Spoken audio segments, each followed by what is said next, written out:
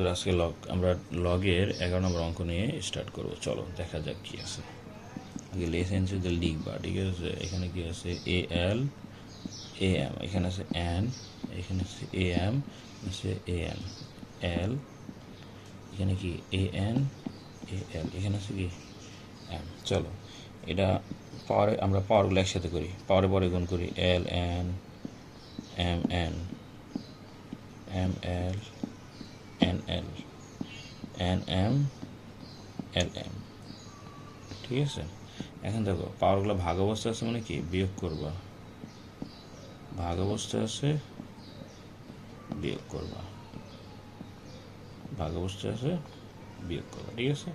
And এখানে যেহেতু গুণের সম্পর্ক, এগুলোর থেকে একটা এ কমন নিবা আর মাঝখানে কি করবা, এই গুণের পরিবর্তে যোগ দিবা, ঠিক আছে? কি করবা? গুণের পরিবর্তে যোগ দিবা। তারপরে কি করবো বন্ধুরা, দেখো একটু উপর থেকে মুছে আসি।